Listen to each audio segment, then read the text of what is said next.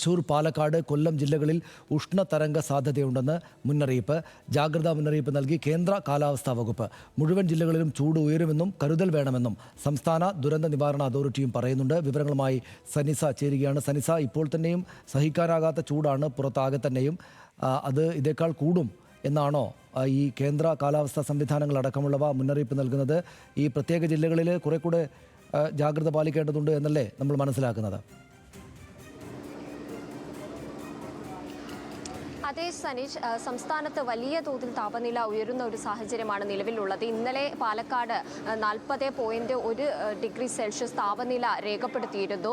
12 സ്റ്റേഷനുകളിൽ IMD പ്രത്യേകമായിട്ട് താപനില വ്യതിയാനത്തെ രേഖപ്പെടുത്താൻ വേണ്ടിയിട്ട് നിർദ്ദേശിച്ച സംവിധാനത്തിൽ നിന്നുമാണ് 41ലേക്ക് താപനില ഉയരുന്നതായിട്ട് രേഖപ്പെടുത്തിയത്. അതോടുകൂടി തന്നെ സംസ്ഥാനത്ത് വലിയ തരത്തിലുള്ള പ്രതിസന്ധി ഉണ്ടാകുമെന്ന് ഇന്നലെ തന്നെ റിപ്പോർട്ടുകൾ പുറത്തു വന്നിരുന്നു. ഇന്നിപ്പോൾ ഇതാ 3 ജില്ലകളിലാണ് ഉഷ്ണതരംഗ സാധ്യത റിപ്പോർട്ട് ചെയ്തിട്ടുള്ളത്. അത് തൃശ്ശൂർ, കൊല്ലം, പാലക്കാട് ജില്ലകളിലാണ്. വലിയ തോതിൽ താപനില ക്രമാതീതമായി ഉയരാനുള്ള സാധ്യതയുണ്ട്.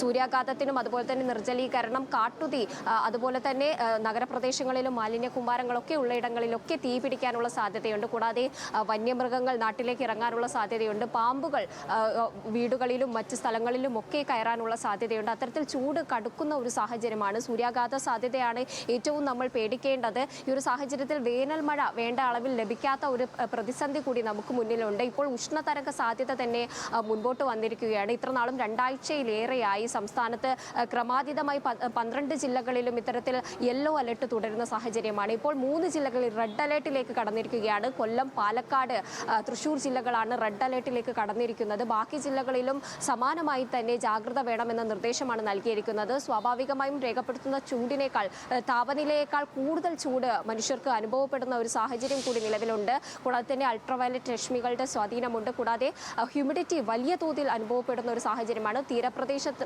ചുറ്റും താമസിക്കുന്നവർക്ക് ഒരു പടി കൂടുതൽ ചൂട് അനുഭവപ്പെടും. പോരാതെ തന്നെ കേരളത്തിൻ്റെ ഒരു ഭൗതിക വശം, ഒരു ജിയോഗ്രാഫിക്കൽ വശം പരിശോധിക്കുകയാണെങ്കിൽ ചുറ്റും കടലുകളുണ്ട്. അതുകൊണ്ട് തന്നെ കൂടുതൽ ചൂട് അനുഭവപ്പെടുന്ന ഒരു സാഹചര്യത്തിലേക്ക് തന്നെയാണ് കേരളം മുന്നോട്ട് പോകുന്നത്. ഇത് വലിയ തരത്തിൽ ജലക്ഷാമത്തിലേക്കും വരൾച്ചയിലേക്കും സംസ്ഥാനത്തെ നയിക്കും. കൂടാതെ തന്നെ വൈദ്യുതി ഉപഭോഗം വർദ്ധിച്ച ഒരു സാഹചര്യമാണ്. സർവകാല റെക്കോർഡിൽ എത്തിയിരിക്കുകയാണ്.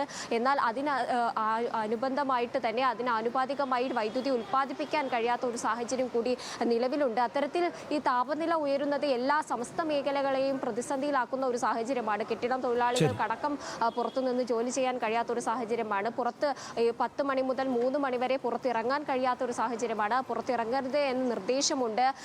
ദാഹമില്ലെങ്കിൽ പോലും വെള്ളം കുടിക്കണമെന്ന നിർദ്ദേശമുണ്ട്. കൂടാതെ ഈ വെള്ളം, ജ്യൂസ് പോലെയുള്ള വസ്തുക്കൾ വിൽക്കുന്ന കടകളിൽ പരിശോധന ശക്തമാക്കിയിട്ടുണ്ട് ഭക്ഷ്യവകുപ്പ്. അതുപോലെ ഈ താപനില ഉയരുന്നത് സംസ്ഥാന മേഖലകളെയും ബാധിച്ചിരിക്കുകയാണ്. സനീഷ്, ശരി, നന്ദി സനിസ വിവരങ്ങൾക്ക്. 3 തൃശ്ശൂർ, പാലക്കാട്, കൊല്ലം ജില്ലകളിൽ ഉഷ്ണതരംഗ സാധ്യതയുണ്ട്. വളരെ ജാഗ്രതയോടെ ഇരിക്കണമെന്നാണ് കേന്ദ്ര കാലാവസ്ഥാ വകുപ്പ് അറിയിച്ചിരിക്കുന്നത്. മുഴുവൻ ജില്ലകളിലും ചൂട് ഉയരും. അതിനനുസരിച്ച് കാര്യങ്ങൾ ക്രമീകരിക്കണമെന്നാണ് അവർ നൽകുന്ന നിർദ്ദേശം.